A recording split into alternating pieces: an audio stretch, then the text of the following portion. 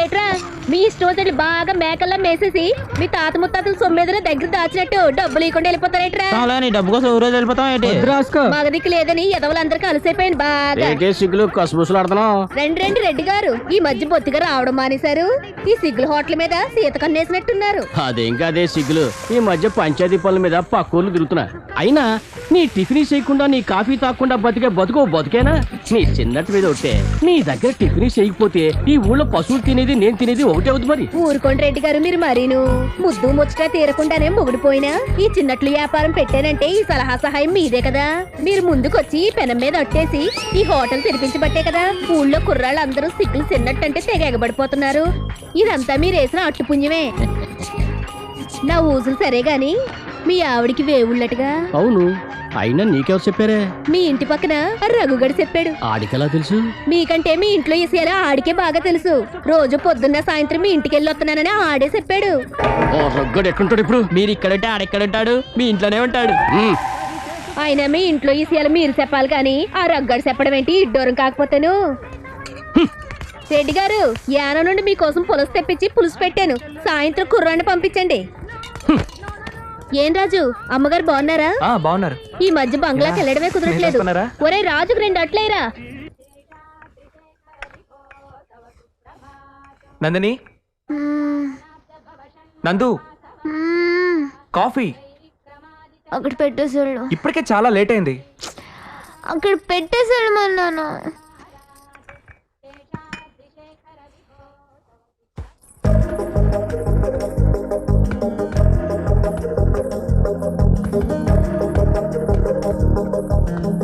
లక్ష్మి, అమ్మ శుద్ధమ్మకి ఎక్కడ పెట్టింది? ఇంత వయసు వచ్చినా శుద్ధ తింటావు, సిగ్గులేదు?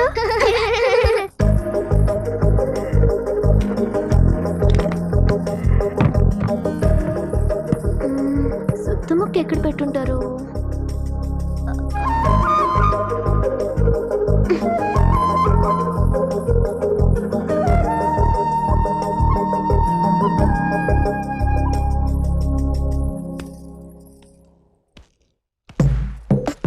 రాజు, ఏంటి? ఇలారా. ఏంటి నందిని? రాజు, నువ్వు కాదన్నంటే నిన్నొకటి అడుగుతాను. త్వరగా చెప్పు నందిని, బయట నాకు చాలా పనులున్నాయి. ఒట్టు. సరే, ఏంటో చెప్పు. నాకు సొత్తు కావాలి రాజు. శుద్ధ? దేనికి? ఖాళీగా ఉన్నాను కదా, ఆకాశంలో చుక్కలు పెడదామని. రాజు, ఒట్టేసావు, ప్లీజ్ తేవా. అది అలా అడుగు, తెస్తాను. రాజు, ఎవరికి తెలియకుండా, అర్థమైందా? సరే.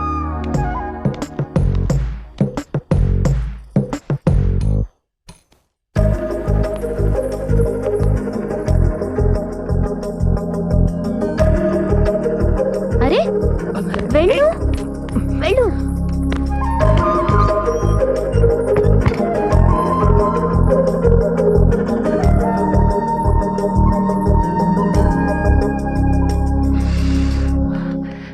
రండి, చూడండి.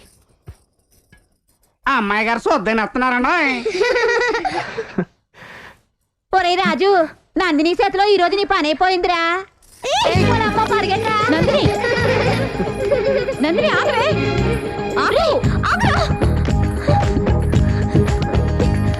నిన్ను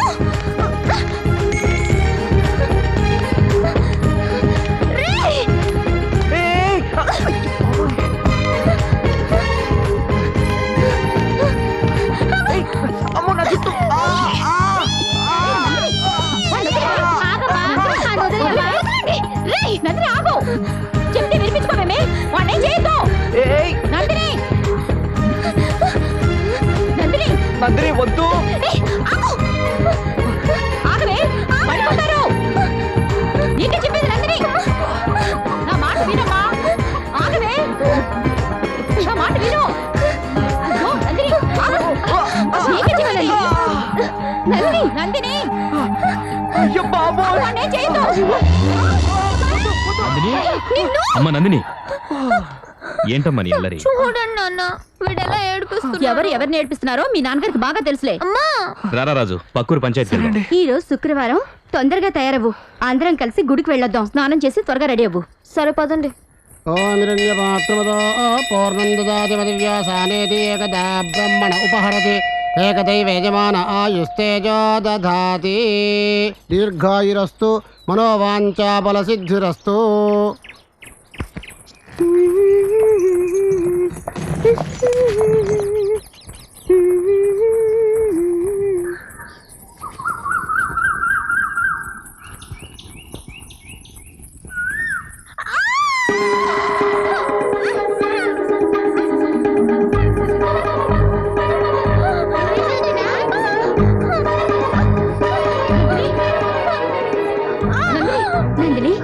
నందిని, ఏమైందమ్మా చెప్పమ్మా.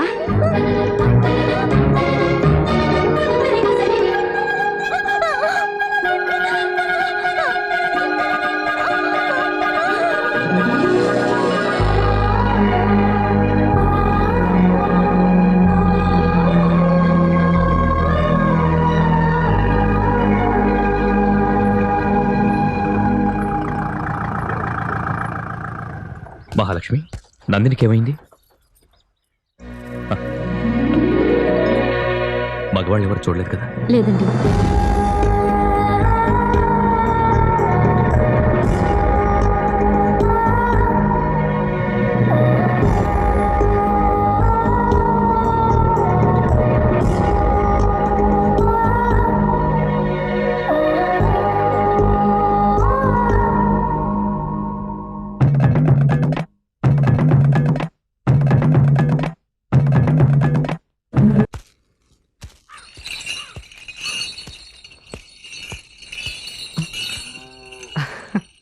ఇంతుండేదానివి ఎంత అయిపోయావు నందు. ఇంతలోనే ఎంత మార్పు వచ్చేసింది. కాస్త తిండి తగ్గిస్తే. నువ్వు చెప్పలేదని.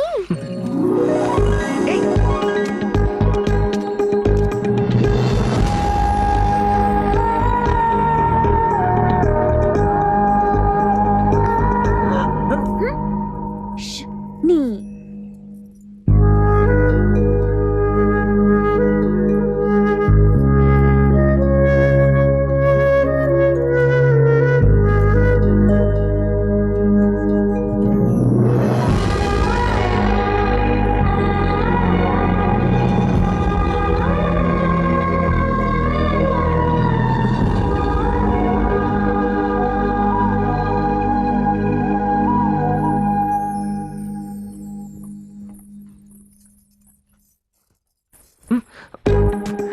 అరే అబ్బా, ఉండు నందిని.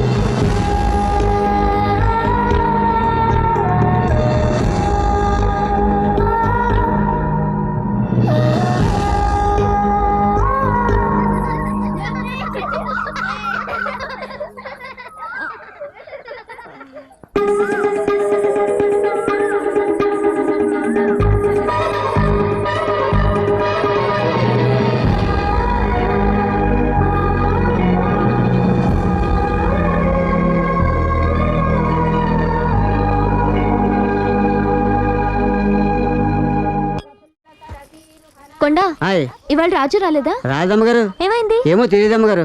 సరే, నువ్వు రాజు వాళ్ళ ఇంటికి వెళ్ళి ఏమైందో చూసిరా. అలాగే అండి.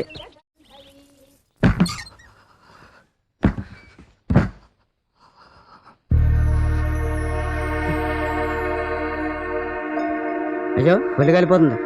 రాజు రాజు, ఒరే నీకు మాట చెప్పడం మర్చిపోయినరా. కుంటెంకటి ఈదులో ఉంటదే రత్తాలు, అది నాకు ప్రేమలేక రాచిందిరా. రాస్తాదిరా, ఎందుకు రాయదు? ఇన్నొక్కని మాత్రం ఎందుకు వదిలిపెడుతుందిలే.